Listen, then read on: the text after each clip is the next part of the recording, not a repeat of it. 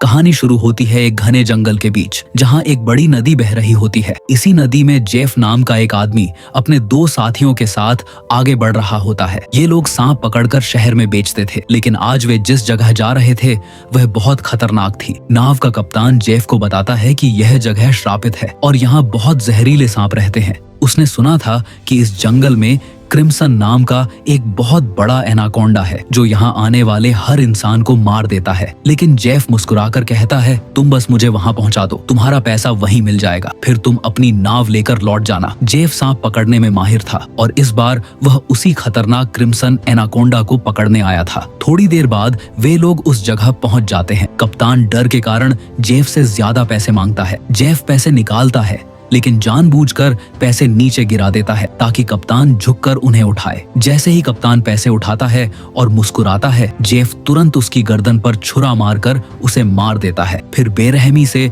उसका सिर काटकर नदी में फेंक देता है। यह सब जेफ के दोनों साथी दूर से देख लेते हैं और डर जाते हैं। जेफ उन्हें धमकी देता है कि अगर तुमने मुझे धोखा देने की कोशिश की तो तुम्हारा भी यही हाल होगा। तीनों आगे बढ़ते हैं और जंगल में सांपों की एक बड़ी मूर्ति देखते हैं। जेफ कहता है कि लगता है क्रिम्सन एनाकोंडा की कहानी सच है। वहीं उसके दोनों साथी छोटे सांप पकड़कर अपने बैग में भर लेते हैं। दोनों साथी उन सांपों को लेकर नाव की ओर लौटते हैं। उनमें से एक आदमी देखता है कि पानी में वही कटा हुआ सिर तैर रहा है। तभी पानी में कोई बहुत बड़ा जीव उसकी ओर तेजी से बढ़ता है। वह डर कर भागने लगता है, लेकिन अचानक एक विशाल एनाकोंडा उसे बिजली की तरह जकड़ लेता है। वह उसके शरीर की हड्डियां तोड़ देता है और उसे मुंह में दबाकर खा जाता है। दूसरा साथी जंगल में चल रहा होता है। तभी वह क्रिम्सन एनाकोंडा को देख लेता है। वह एक पेड़ पर चढ़ रहा होता है और उसके पेट में साफ दिख रहा था कि उसने किसी इंसान को निगला हुआ है। वह आदमी भागने की कोशिश करता है, लेकिन एनाकोंडा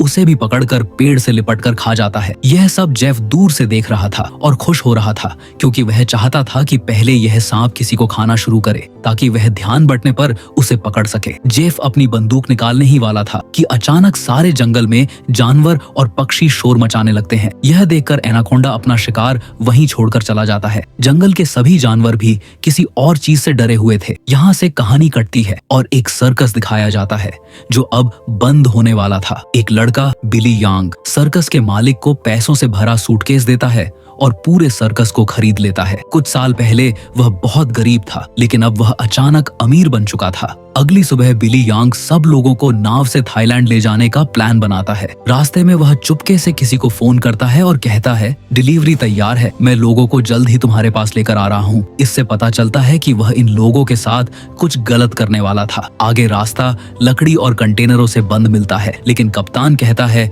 कि हम दूसरी तरफ से जा सकते हैं, पर रास्ता लंबा है। बिली मानता नहीं और टाइम पर पहुंचने की जिद करता है। फिर कप्तान कहता है कि बम से रास्ता साफ कर लेते हैं। वे कंटेनरों के पास बम लगाकर उन्हें उड़ा देते हैं। रास्ता तो साफ हो जाता है, लेकिन कंटेनरों में भरे हुए ढेर सारे सांप उनके जहाज पर गिर पड़ते हैं। सारे लोग डर कर चीखने लगते हैं और सांप सबको काटने लगते हैं। एक लड़की लेनी समझदारी दिखाकर पाइप से पानी का तेज छिड़काव करती है और कई सांपों को नीचे नदी में गिरा देती है। बिली डर कर बाथरूम में छुप जाता है, लेकिन छत टूटकर ढेर सारे सांप उसके ऊपर गिरते हैं। वह डर से नदी में कूद जाता है और तैरकर किनारे पहुंच जाता है, लेकिन वहां भी उसे एक कोबरा मिल जाता है। जैसे ही कोबरा उसे काटने वाला होता है, एक आदमी आकर सांप को कुचल देता है। वह आदमी जेफ था। जेफ उसकी जान बचाता है और बदले में बिली उसे अपनी नाव पर ले आता है। जेफ सबके सामने झूठ बोलता है कि वह जंगल में फंसा हुआ एक खोजी एक्सप्लोरर है। तभी सर्कस का एक आदमी जियाओ कान में तेज दर्द से गिर पड़ता है। जेफ उसके कान में देखता है और अपने उंगली पर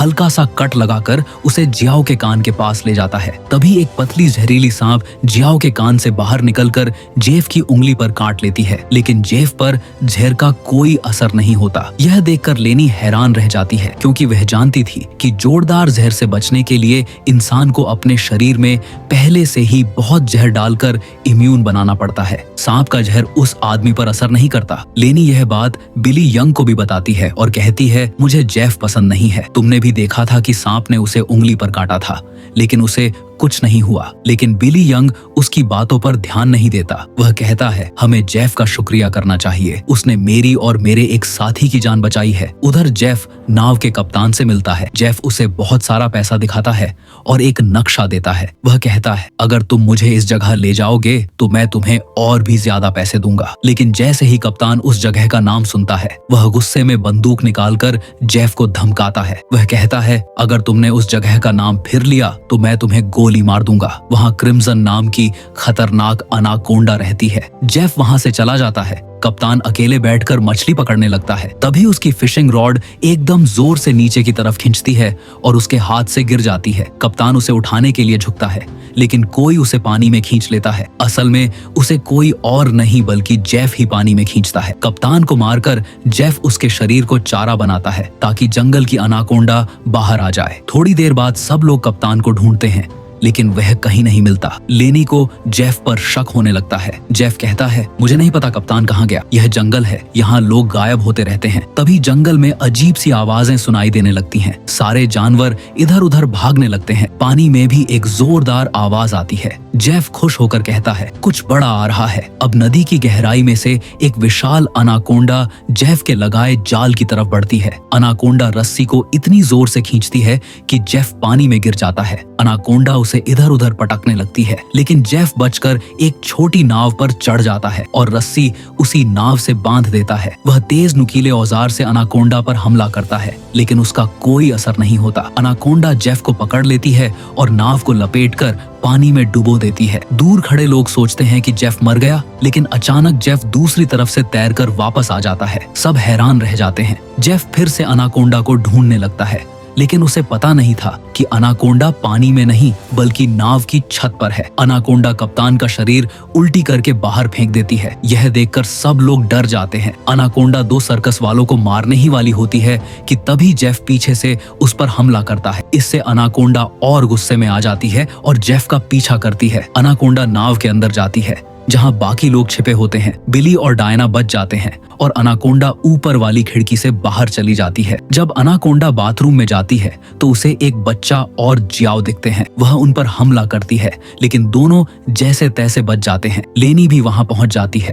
अनाकोंडा जैसे ही लेनी पर हमला करने वाली होती है, जियाओ समझदारी से एक बड़ा घड़ा उसके सिर पर डाल देती है। अनाकोंडा सिर निकालने की कोशिश में इधर उधर टकराती रहती है। इसी चक्कर में केरोसिन का 1 गैलन गिर जाता है। आखिरकार अनाकोंडा घड़ा तोड़कर सिर निकाल लेती है और फिर जेफ के गले में रस्सी डाल देती है। तभी केरोसिन नीचे फैल जाता है और नाव में आग लग जाती है। आग फैलती हुई बमों तक पहुंचती है और नाव में एक बहुत बड़ा धमाका हो जाता है। सब लोग पानी में कूद जाते हैं, लेकिन अनाकोंडा जेफ से बंधी होने के कारण भाग नहीं पाती और आग में जलकर मर जाती है। सब लोग तैरकर किनारे पहुंच जाते हैं। बिली यांग रोने लगता है क्योंकि अब वे समय पर थाईलैंड नहीं पहुंच पाएंगे। बाकी लोग भी डर जाते हैं क्योंकि वे जंगल के बीच में फंस गए थे और उनकी नाव भी जल गई थी। लेनी समझ जाती है कि जेफ की वजह से यह सब हुआ। जेफ कहता है, तुम जानती हो इस अनाकोंडा की कितनी कीमत है? अगर तुम मेरी मदद करती तो हम सब करोड़पति बन जाते। पैसों का नाम सुनते ही बिली यांग लालच में आ जाता है